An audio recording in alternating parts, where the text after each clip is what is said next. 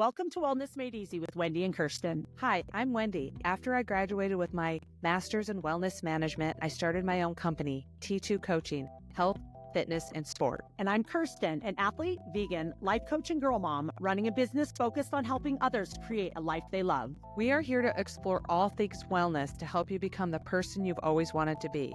So if that's why you're here, open your ears and your mind as we tackle the world of wellness together. Awful. Hey, everyone. Hi, Wendy. Hi, Kirsten. How are you? I'm good. I'm at work again.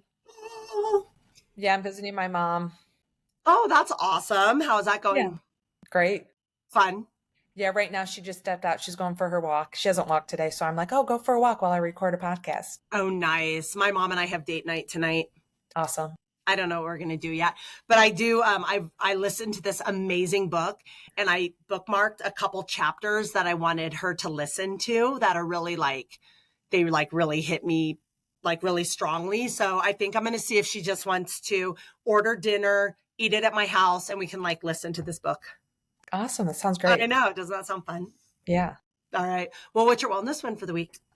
Having the flexibility to visit my parents, my mom and my sister, and just having the flexibility to kind of rearrange my schedule so I can make time for her. And, last time we recorded, I was visiting my mom and my sister was here, and my sister made me the Halloween costume. So we wanted to do a little try it on so she could finish it. So it just made me confirms, and I've already known this, is just to have that flexibility in my life that I can have that flexible schedule to make time for things that matter.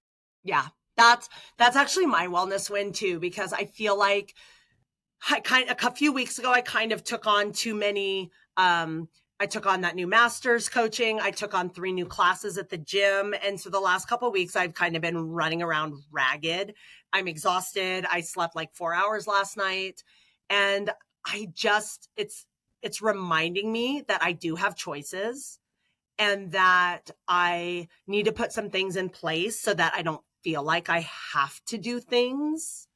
And so I'm really working on that. And that's a big wellness win for me too. I'm prioritizing that freedom and prioritizing being able to make those choices. And in order to do that, I need to take control a little bit of, there's a couple things I've been overspending on. So I'm actually on a streak because I love streaks. I think I'm on day 15 of, I'm not going to say it because it's really embarrassing. So, but there's 5 things that I overdo that are either time waster or money waster. And every day that I don't do all 5 of them is a day on my streak. And I'm over 2 weeks into my streak, and they're all negative habits. So it's a great thing for me. Progress, not perfection. Oh, I think that's what we're talking about today. So tell us a little bit about this. Well, I'm really excited about this topic because I don't know what happened on last week's podcast, but we lost internet for 5 or 10 minutes. And so I didn't know what was happening. I thought it was on my end because I was out in the hallway where the internet connection changes from inside my mom's apartment. But then we found out it was Kirsten's internet as well. And I didn't care. I'm like, well, whenever we're able to get back on together, we're consistent. We've been consistent with recording a podcast every week. We haven't missed a week since when we started. So however it plays out, it's going to play out.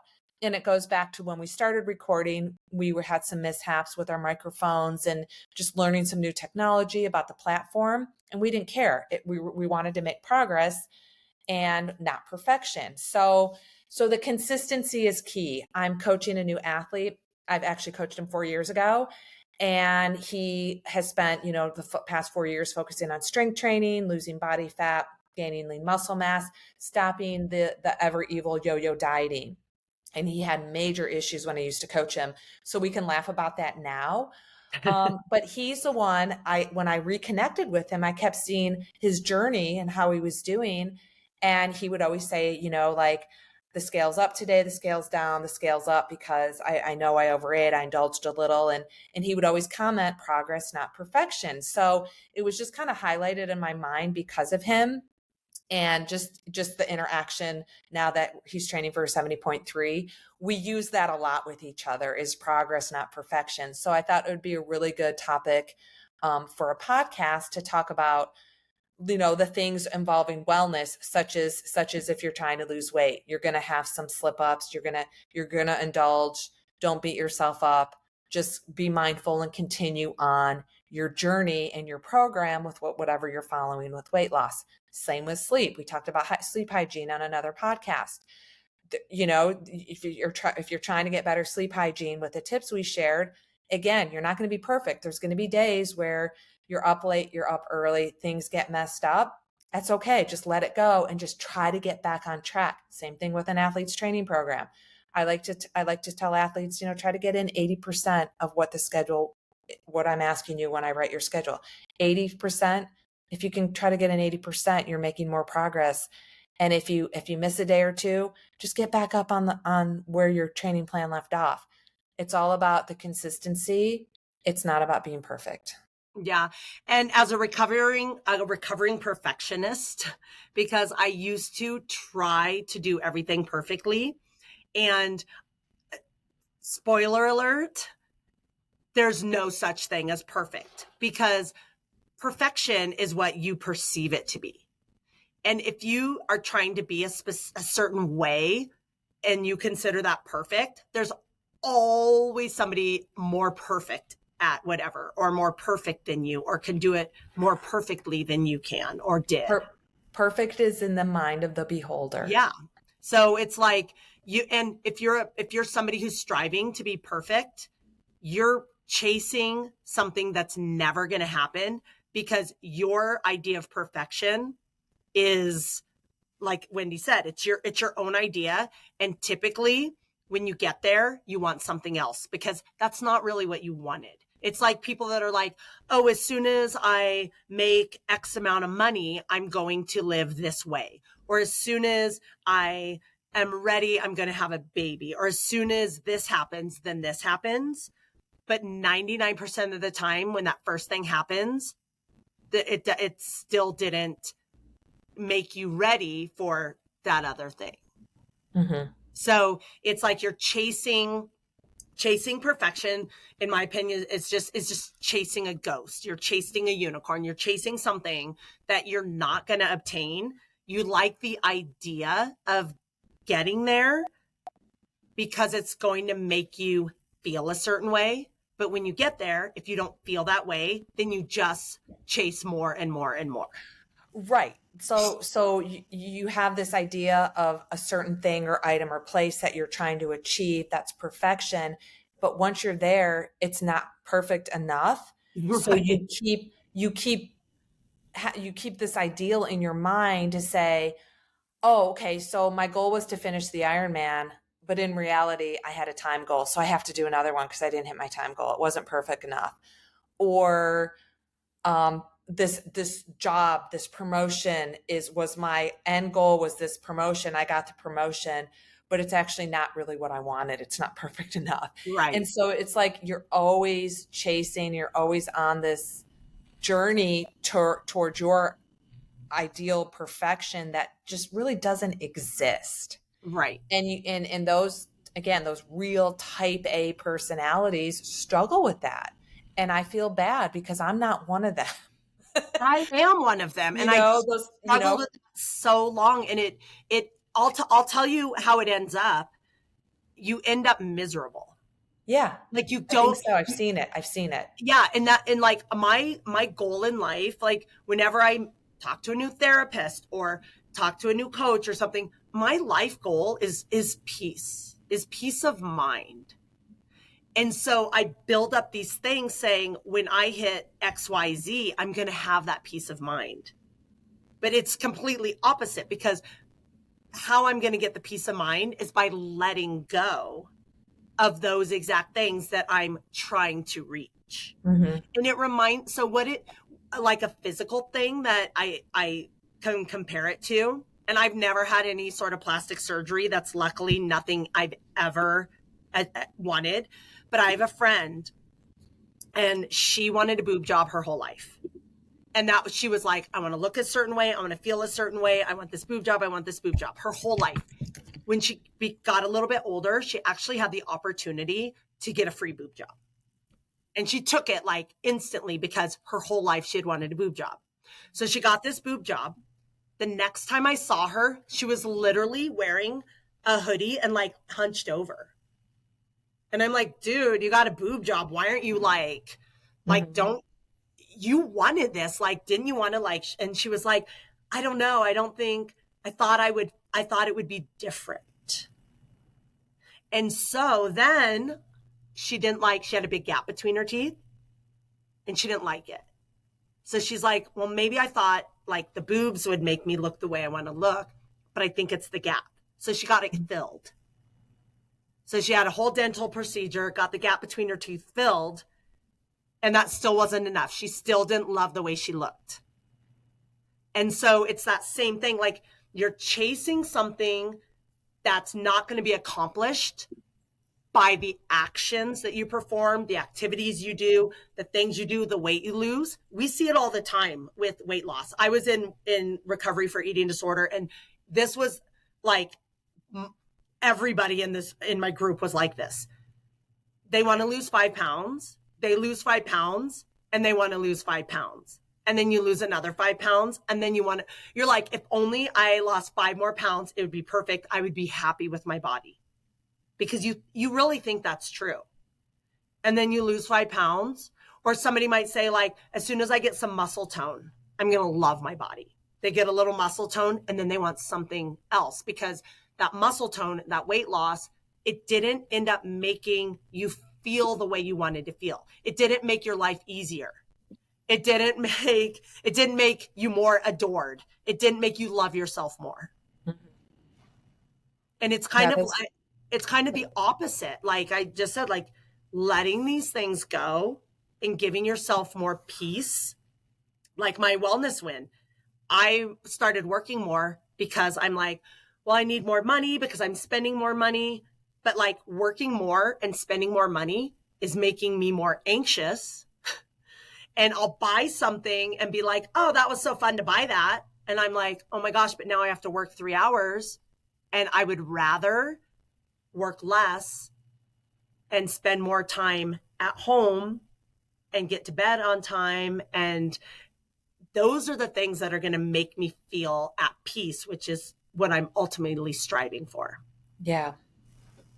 Yeah. My husband tells me a lot about some of his coworkers. He's a nurse, and these ladies, do the hair, do the nails, do the makeup, and they're just obsessed with it. That's all they're focused on.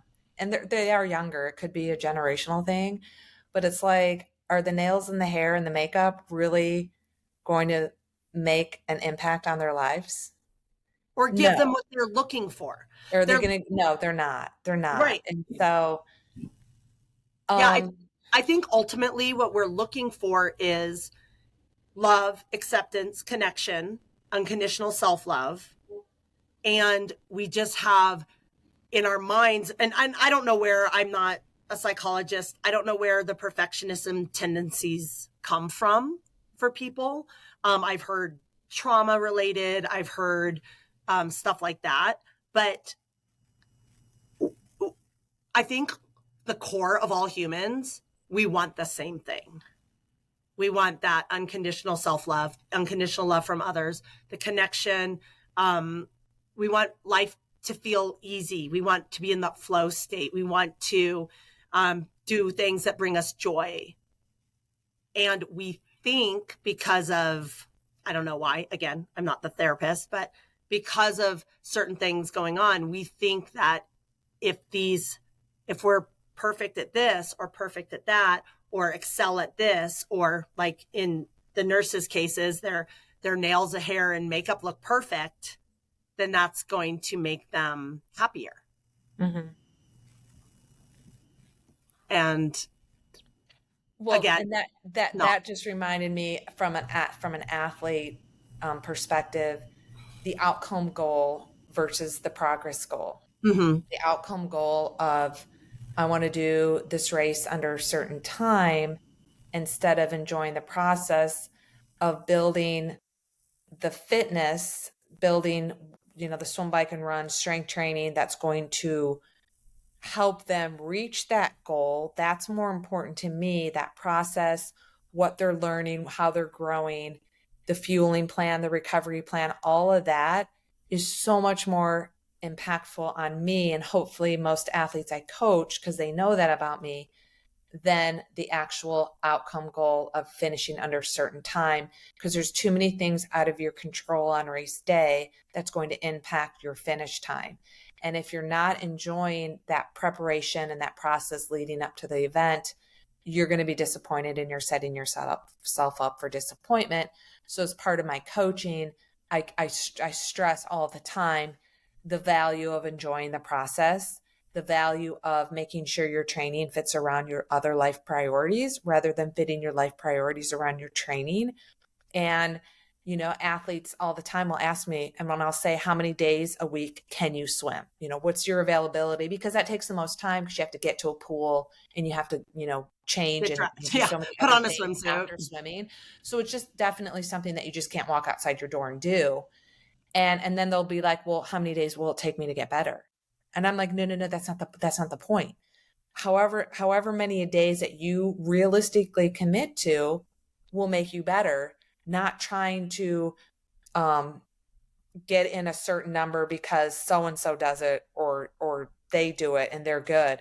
It doesn't matter about them. What matters is about you, your fitness, and your time availability. That progress is so important.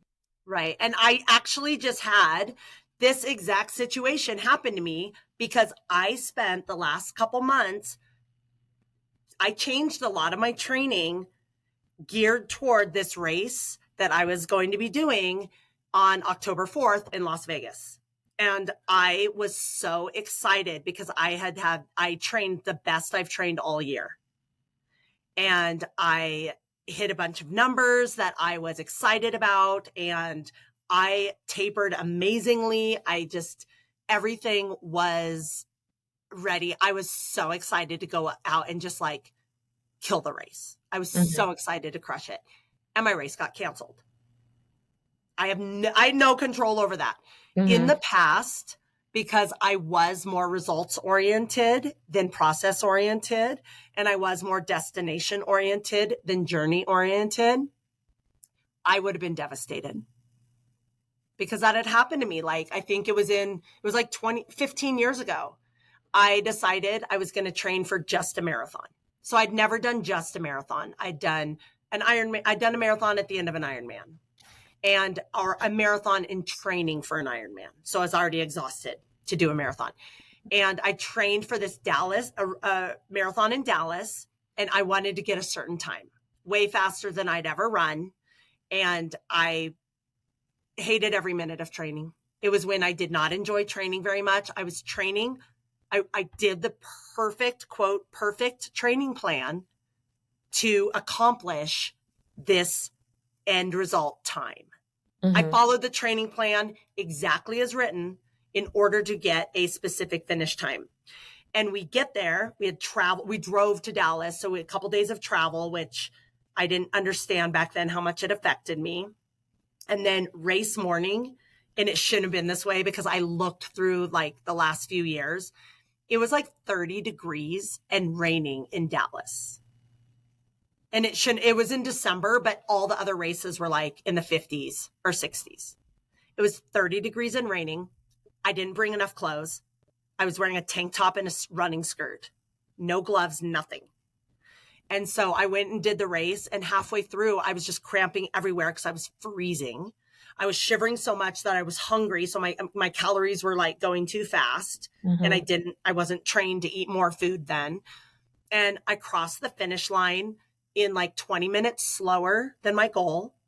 And I was sobbing, and I was so mad at myself for not making this goal because I just spent 3 months of my life hitting the training plan perfectly so I could race perfectly. And I was devastated. And after that, I took 2 years off, or a full year off from running. 2 years. I took 2 years off. I didn't do any triathlons.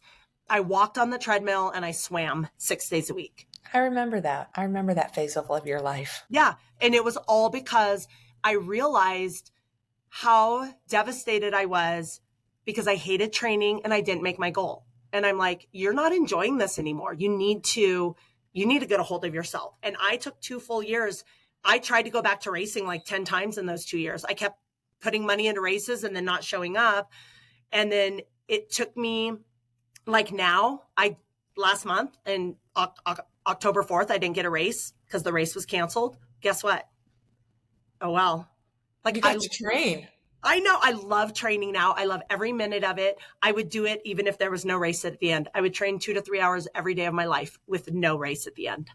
That's awesome. That's a fantastic journey. And you just reminded me, I know we're pressed for time, but I follow this girl for whatever reason on Instagram because she does a lot of talking in her stories.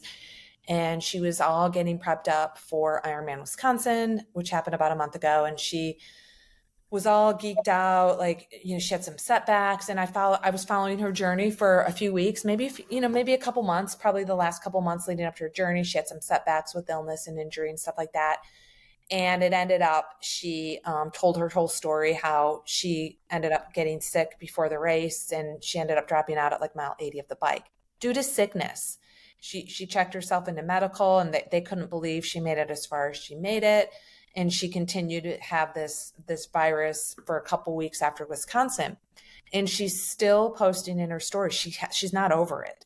Right. And I'm like, she's really disappointed in herself. And in my mind, I'm like, you got sick. You can't control that. I would have been disappointed if I chose to stop at mile 80 for no other reason than the fact that I just didn't care that day. But she didn't choose that. Like it was her health was deteriorating as she raced. And so it's just interesting, the psychology that people have, that to be disappointed in themselves for something they couldn't control. Right. Like I would be maybe disappointed I didn't get to finish because I got sick, but I wouldn't be disappointed in myself because I didn't do anything. I also know an athlete who was getting ready for Lake Placid, and the day before it was raining, and he woke up race morning and he decided not even to start. And I heard that. It was an athlete I coach. It was his son. And my heart sank. I'm like, you're going to regret that. You're going to regret that. I regretted it for him, and his whole family gives him crap. It's really funny that they can joke about it. But I mean, to this day, I'm like, my client Jay, I'm like, does your son like have any regrets? They can't tell. I'm sure internally he does, but he won't admit it. And I'm like, conditions, you can't control the weather. But to not even start and give yourself a chance after all that training and all that commitment you made to prepare yourself for an Ironman, to not even give yourself a chance, your whole family it's an expensive journey that your family took to watch you. Right. So yeah, I mean, I don't know why I told that story, but anyways, again, the perfection process thing, he was looking for perfection in the race conditions, and it wasn't going to happen. So he chose not to do it. Right. So for people who struggle with this, and I know it might be hard for you to give some tips because, like you said, you've never really been that person. You have always been more of a process-oriented journey type of person. Mm-hmm. So in your experience, can you give people a place to start if they recognize that in themselves, that they don't enjoy the journey and they only focus on the outcome, and that whole, I think that holds people back a lot. No, I mean, it goes back to everyone has a different why and a reason. So, I mean, honestly, because I'm not a therapist, it's something that I can't relate to at all. So I don't know this. You may never change. You may always be that way. And it's an acceptance thing. That's all I got. Yeah. And I feel like I can't pinpoint, because I did used to be like my whole life. If I studied really hard for a test and crammed and learned everything, I only did it to ace the test. So if I didn't get a good grade on the test, I was so disappointed in myself, and it caused so much hurt for myself. I hated myself. I would get mad at myself all the time. I was always disappointed.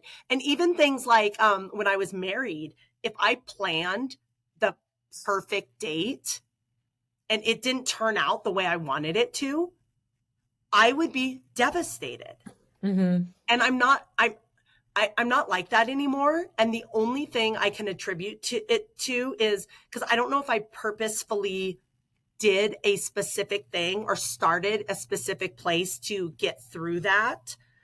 But just noticing, just remembering how I used to be, like when I say the word devastated, that is not an exaggeration. And it could be something as simple as like if I planned a date where my husband and I went to dinner and to a movie and I didn't even pay for anything yet. It wasn't like, because in the olden days, you just show up and buy your ticket. You don't even buy them online. And if he came home from work and he would be like, I'm exhausted, I don't want to go out, I would literally like cry thinking like, I can't do anything right. Why doesn't he want to, like it was awful. So, and now I'm not like that. So the only three things I can think of that could have attributed to that or maybe give someone a place to start is I'm always in therapy and I'm always working on personal growth. So maybe baby steps over time. I've worked toward enjoying the journey more. Having a child, and I feel like I say this all the time on the podcast, has changed me in so many ways, because once you have a small child in your life is way more out of control. You have to loosen the reins because you can't control the outcome the way you think you can when you don't have another life to take care of. And then also getting divorced. Like I was married 21 years. And I think the fact that didn't turn out the way I wanted it to, like I had to let go of some of my things I was holding on to of what my life was going to look like as I got older. And I think just a culmination of a lot of experiences in my sport not turning out the way I wanted them to, and a lot of things turning out differently than I had planned, but perfectly in the long run. So kind of the experience, getting older, having more experiences. I think getting older is, we change a lot in our mindset. I talked to a lady that came to my class just an hour ago, and she was like, she's in her 50s. And she was like, I can't believe how many F's I don't give anymore. Like, I just don't care anymore about all these things I used to care about. She's like, I'm just over it. Right. And I think you said it, I have to wrap it up. I think you said it's a mindset. And whether you have to get therapy to change your mindset or talk to someone or journal or practice personal growth, gratitude every day, it's finding what's going to work for you to change your mindset, because perfection is in the mind of the beholder. Exactly. Awesome. Good way to wrap it up. But I have one question for you real quick, Wendy, since we just had the Kona Ironman World Championships. And do you think you want to do another Ironman one day and go back to Kona? No. At this point? I want to go back to Kona. But I want to go back race. As, I've been volunteering a lot at local races, and I get the energy that I get from racing, and I don't have to race. So I definitely had FOMO watching that race, and I definitely want to go back to Kona. And the nostalgia of everything happening is so dear to me, and I love the feelings. I love that nostalgia, and it makes me want to go back. I mean, I was there in 1997, I've seen so many changes, and it changed the course of my life, is that one Ironman in Kona in 1997. So it does mean a lot to me, but I just want to go back as a spectator, volunteer coach. I was curious about it because I have no interest in doing an Ironman, but every year at this time when everyone's posting things, all my memories of every month, of the whole month, every day of the month have something to do with either being in Hawaii or the Ironman almost every day in October. Yeah. And so I do, for an instant, I'm always like, maybe I'll try to go back again. Then I'm like, no, I don't want to sit on a bike for 6 hours. Me neither. So I have to remind myself of that, or else I get too wrapped up in it. Yeah. So, all right. Awesome, you guys. Go. Me too. We will see you guys next week. Thanks for being here. Bye. Bye. Thank you for listening to Wellness Made Easy with Wendy and Kirsten. If you want to learn more about us, or anything we talked about today, check out the links in our show notes. We would love to know what you think of our podcast and what you want more of. So drop us a comment, send us a message, and help us out by leaving us a rating and a review. And don't forget to let us know your wellness win for this week. Thanks for listening. Make it a great day.